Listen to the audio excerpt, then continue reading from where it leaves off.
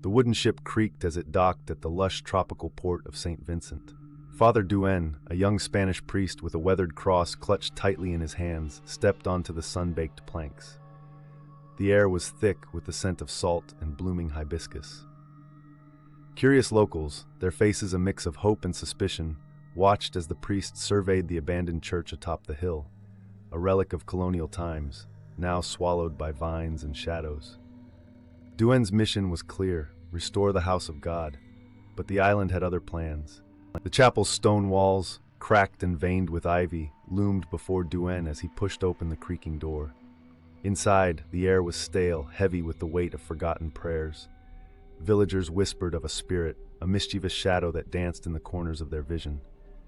"It plays tricks," an old woman murmured, her eyes darting to the flickering candles, though no wind stirred the air. Duenn scoffed, attributing their fear to superstition. But as he knelt to pray, a cold breath grazed his neck, and the candles snuffed out, one by one. Morning light revealed the chaos. Duenn's sacred items, chalice, Bible, rosary, scattered in disarray.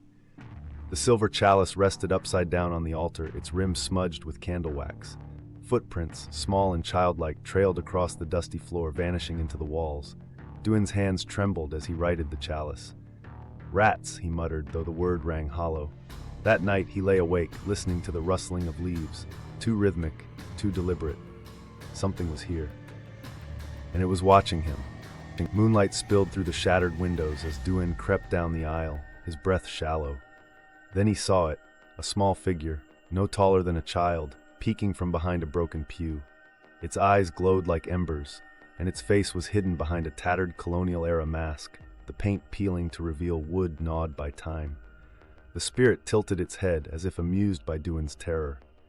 Before he could speak, it darted away, leaving only the echo of laughter, a sound like wind chimes in a storm. The next night, the spirit appeared before Duenn, its mask now cracked into a grin. It held out a chessboard crafted from seashells and coral, the pieces carved from bone. "Play with me," it whispered, its voice like the rustle of dry leaves. "Win, and the church is yours. Lose, and the bells will ring at midnight, forever." Duenn, desperate to reclaim his sanctuary, agreed. But as the game began, he realized too late, the spirit had been playing this game for centuries. Checkmate. The spirit clapped its hands as the church bells erupted into a deafening peal, though no one touched them. The villagers fled, covering their ears, as the bells swung wildly, their iron tongues screaming into the night. Duenn fell to his knees, his prayers drowned out by the cacophony. The spirit's laughter echoed through the rafters. "You lose," it sang, and with that it vanished, leaving Duenn alone with the consequences of his pride. In the days that followed, Duenn scoured the church for answers. Beneath the altar, he found a small skeleton, a child, its bones fragile as bird wings. Faded murals on the walls depicted colonial horrors, chains, whips, and a masked figure leading children away. The truth struck him like a physical blow.